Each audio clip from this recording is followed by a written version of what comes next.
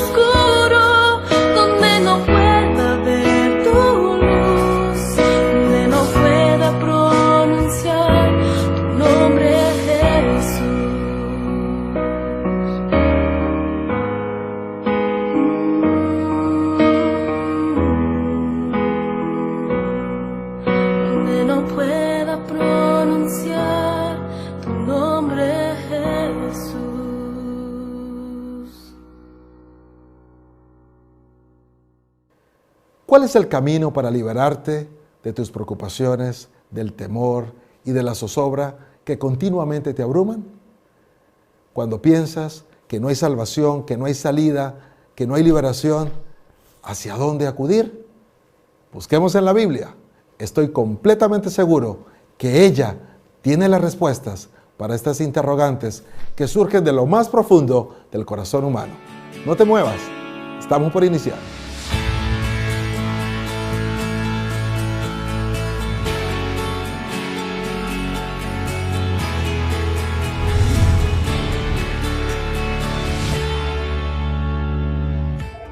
Hola, ¿qué tal? Bienvenidos a su programa Busquemos en la Biblia, un programa de aprendizaje, un programa en el que juntos creceremos espiritualmente. En programas anteriores hablamos acerca de cómo se originó el mal, cómo entró el pecado al mundo, pero en este programa vamos a ver qué plan tenía Dios diseñado para rescatarnos de las consecuencias del pecado. Y para eso hemos invitado a un amigo que vive en el estado de Jalisco, en Guadalajara, su capital. Estoy hablando justamente del pastor Luis Orozco, quien amablemente ha aceptado nuestra invitación. Pastor Orozco, bienvenido. Gracias por estar con nosotros y por sacar este tiempo para compartir juntos en el estudio de la palabra del Señor. Al contrario, pastor y amigo Juan David, es un honor que nos hayas invitado a esta transmisión. Saludo desde Guadalajara, como bien has dicho, esta hermosa ciudad, a todos los amigos que se conectan a la transmisión. Muchas gracias, pastor. Siempre antes de abrir la palabra de Dios, antes de estudiar la Biblia, invocamos su presencia a través de una oración. ¿Quisieras conducirnos en ese momento, por favor? Por supuesto que gracias. Sí. Oremos juntos. Oramos. Padre Celestial, gracias porque la tecnología permite que nos comuniquemos. No importa dónde estén las personas que siguen la transmisión, por favor permite que todos tengamos la dirección de tu Santo Espíritu al meditar y hablar de estos temas tan profundos y especiales para nosotros. Acompáñanos, te pedimos, en el nombre de Jesucristo. Amén. Amén. Muy bien, muchas gracias. Estamos listos entonces para entrar en materia y disfrutar de estos minutos en donde estaremos en contacto con la Biblia. Así de que, ¿estás listo, Pastor Luisito? ¿Estamos listos?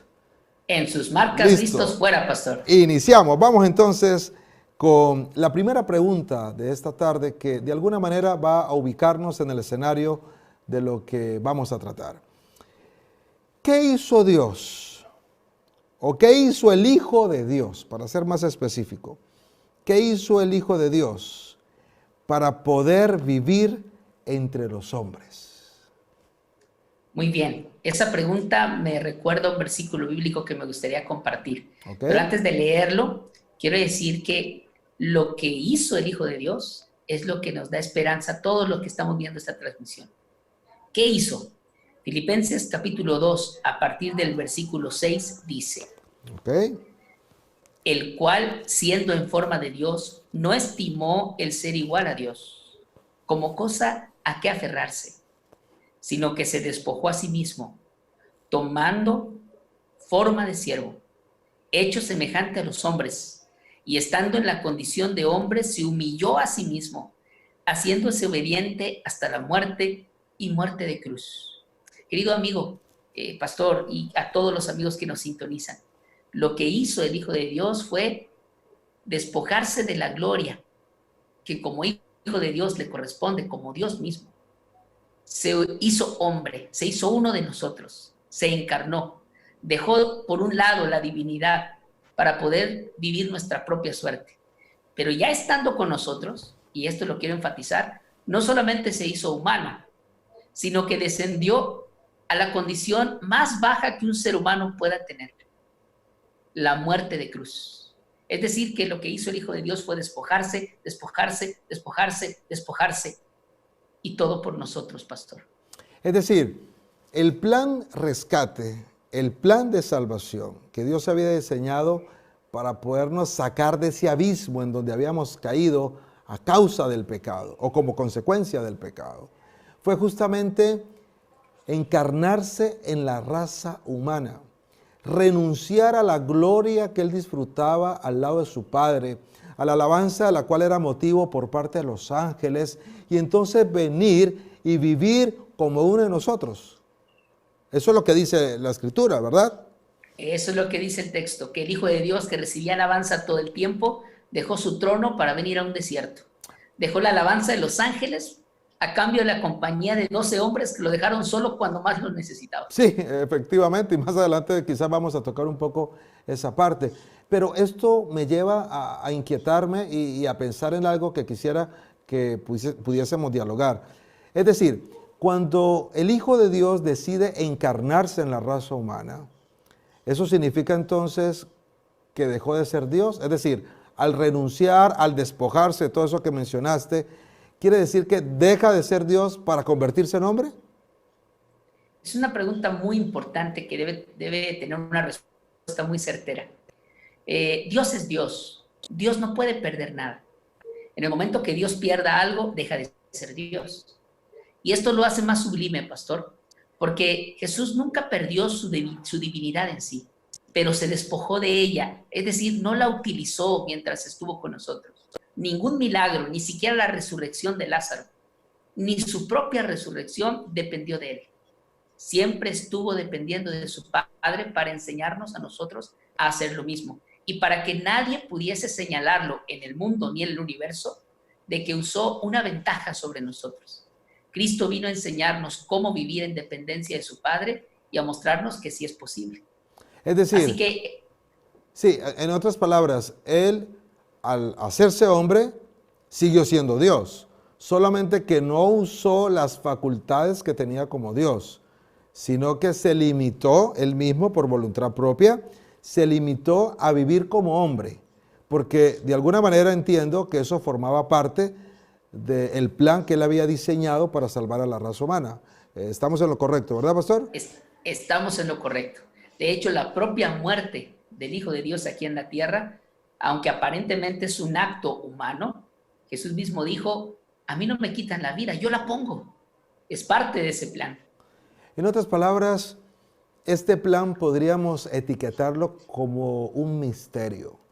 El hecho de que el Hijo de Dios se haya despojado de la divinidad, no renunciando a ser Dios, sino neutralizando, por así decirlo, para utilizar quizás un término que nos permita entender. Es decir, dejó eso ahí en stand-by, es decir, no va a usar sus facultades de Dios y ahora se va a comportar como hombre, para enseñarnos que se puede vivir en la plenitud de la voluntad del Padre siempre y cuando dependamos de Él, y a su vez vencer en donde no pudo vencer el primer Adán, porque si recuerdas, hemos hablado en programas anteriores que Adán y Eva fueron engañados y que el pecado se introdujo a la tierra gracias al engaño del cual ellos fueron partícipes.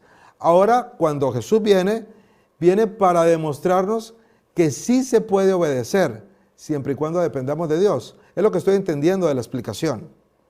Sí, así es, pastor. Y me parece, ¿Ok? si me permites, que es muy importante dejar claro a todos nuestros amigos que el hecho de que Jesucristo no dejara de ser Dios no significa que no fue un ser humano real. Es decir, Jesús no se disfrazó de un ser humano, no fingió ser un ser humano. Él se hizo ser humano. Y ese precisamente es el misterio del cual has mencionado, pastor. De hecho, el apóstol Pablo, en la primera carta que escribe a Timoteo, capítulo 3, versículo 16, dice lo siguiente: Ujú, e, vamos a ver. e indiscutiblemente grande es el misterio de la piedad, refiriéndose a este plan del que estamos comentando.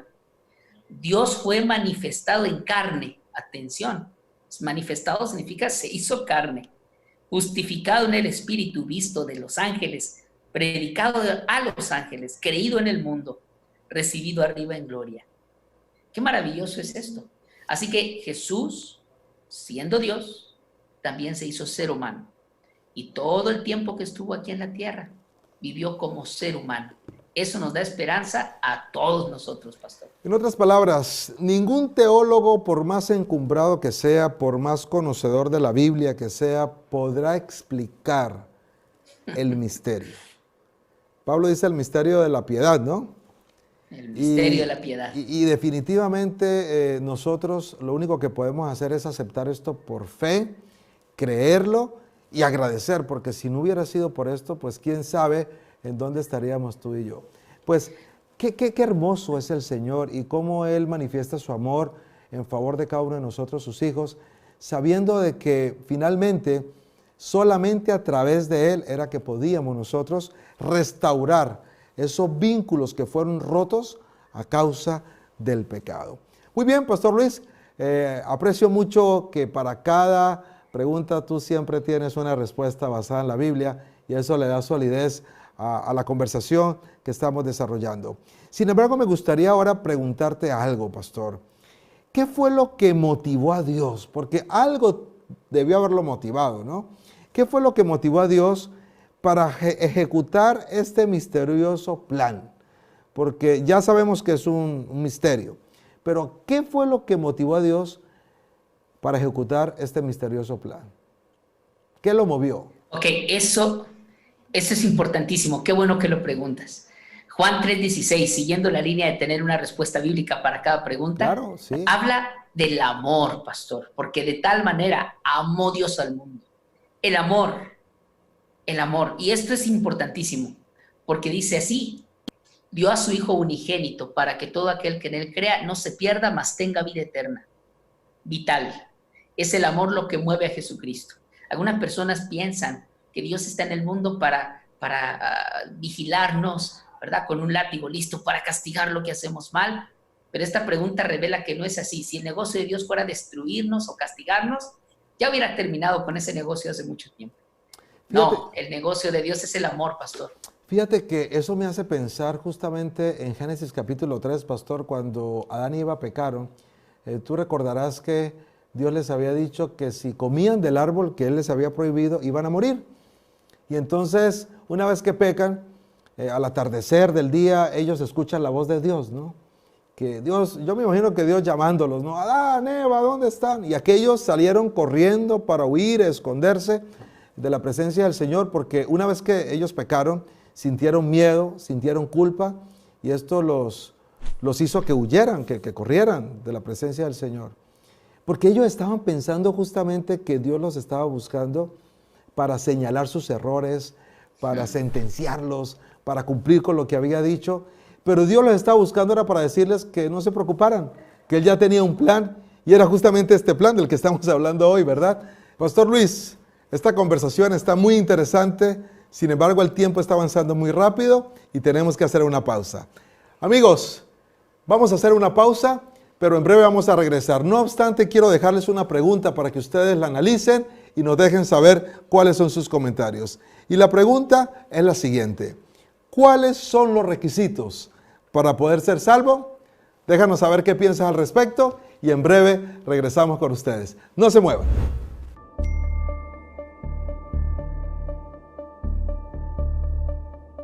Cuando todo se viene abajo, todos necesitamos una familia. Tú ya eres parte de esta familia. Hebreos 11 es llamado el capítulo de los héroes de la fe, porque personajes como Noé, Moisés, Abraham, Sara y entre otros se destacaron por su extraordinaria fe. La fe no es simplemente creer en algo o en alguien, sino es actuar en base a esta creencia.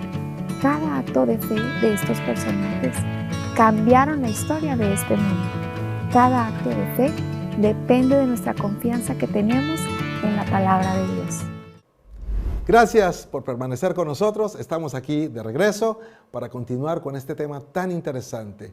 Un tema que habla de tu rescate, de mi rescate, de tu vida, de mi vida. Vamos a continuar conversando entonces con el pastor Luis Orozco, quien amablemente está también esperando el que continuemos esta plática. Pastor Orozco, gracias una vez más por continuar aquí con nosotros, disfrutando de este programa, Busquemos en la Biblia. Pastor, vamos a seguir con este tema que sin duda alguna es un tema que ha trascendido las épocas, las culturas, las costumbres, porque es un tema que enmarca a toda la humanidad. La humanidad estaba perdida, pero gracias a ese misterioso plan que Dios había diseñado, ahora nosotros estamos expuestos a ser restaurados con Cristo en esa relación que se rompió a causa del pecado. Así que vamos a continuar, pastor, y tengo una pregunta muy interesante para hacerte en esta segunda parte del programa. Y la pregunta es la siguiente: ¿qué efecto, escucha bien, pastor, qué efecto tiene el sacrificio de Cristo en el creyente? ¿Qué efecto tiene? Pastor, vamos a contestarla con la Biblia, pero antes esa pregunta necesita un contexto para la respuesta. Muy bien. ¿Qué podemos esperar cuando creemos en Cristo? ¿Que me llueva dinero del cielo? ¿Que pueda tener 3, 4 casas? ¿Que recibir a Cristo en mi corazón cambie de la noche a la mañana mi suerte, como dicen por allí? Bueno, más allá que eso, la primera carta del apóstol Juan, capítulo 1, versículo 9, da en el clavo de qué es lo que podemos esperar primeramente de este efecto.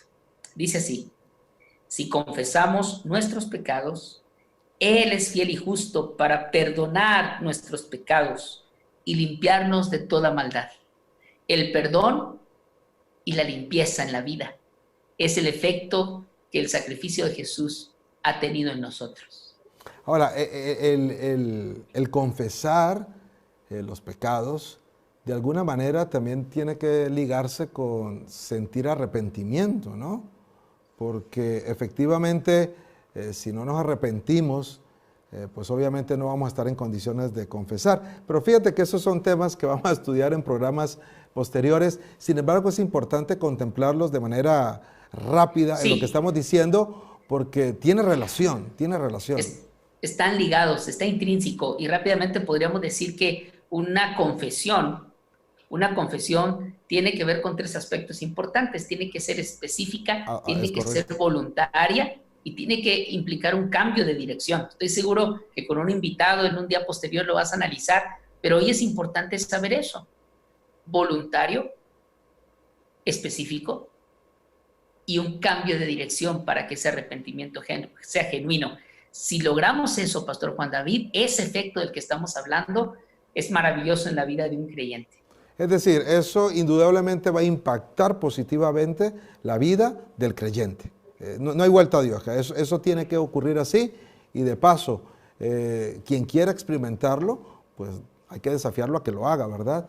Y luego puede contarnos su experiencia. Muy bien, ahora, ya sabemos entonces cuál es el efecto que tiene el sacrificio de Cristo en el creyente, ¿verdad? Tiene un efecto de restauración. No sé si quieres añadir algo más a la respuesta. Me gusta la palabra perdón y limpieza, pero me ha encantado lo que has dicho de restauración, que aunque no viene en la Biblia, ese es el efecto final en la persona. El negocio de Dios es restaurar personas. Ese es el negocio de Dios en esta tierra. Es correcto. No viene la palabra como tal, pero sí lo que implica, ¿verdad? Esa experiencia de ser restaurados, ¿verdad? Porque finalmente el Señor lo que quiere es devolvernos a como estábamos antes del pecado, ¿verdad? En ese plan que Él había diseñado. Ahora, Pastor Luis, ¿por qué Cristo tenía que encarnarse y morir? ¿Por qué? O sea, ¿no podía haber sido otro ser? ¿Por qué tenía que ser Él? ¿No podía haber enviado un ángel?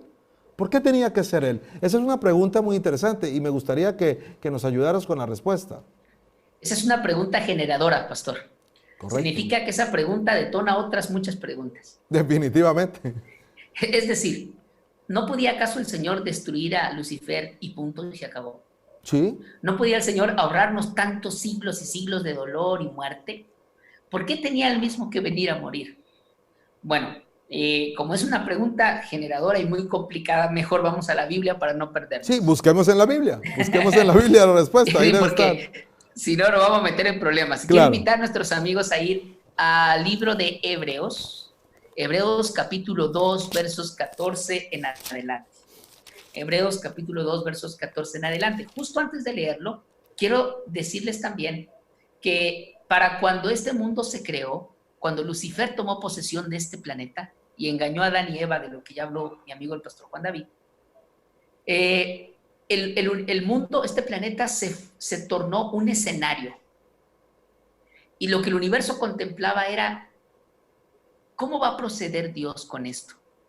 ¿Qué va a hacer? Recordemos que Lucifer, en el contexto del libro de Ezequiel, por ejemplo, había sembrado discordia ya previamente a este mundo.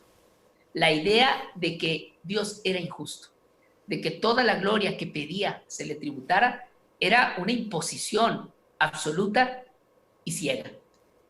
Esa semilla era lo que estaba en juego cuando este mundo cayó en desgracia por el pecado. La acción que Dios tomara iba a validar o a anular el argumento de Lucifer. De acuerdo a cómo Dios procediera, iba a darle fuerza al argumento de que él era injusto, cosa que hubiera ocurrido si él hubiera sido destruido. ¿Te imaginas? Sí, no, Lucifer no, destruido y el universo diciendo, wow, quizá lo destruyó porque tenía razón. Y ahora toda la obediencia que Dios recibiría no sería era por miedo. amor, era por miedo, exactamente. Exacto, no por amor, sino por temor. Exacto. Ahora, Dios no cambia su palabra. El Señor le dijo a Adán y a Eva, si ustedes me desobedecen, morirán. Si Dios cambiara su palabra, entonces todos estamos en problemas. Si Dios dice, hoy te perdono, pero mañana no me da la gana perdonarte, estamos perdidos, pastor. En otras palabras, el perdón de Dios no es un perdón barato. Porque no. Dios sí los perdonó, pero las consecuencias alguien tenía que asumirlas.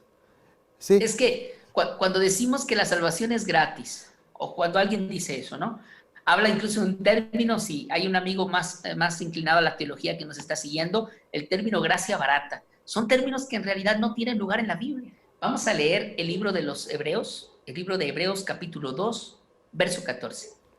Acompáñame. Y de acuerdo al contexto que hemos puesto, vamos a tratar de responder esta pregunta. ¿Por qué era necesario que Cristo se encarnara?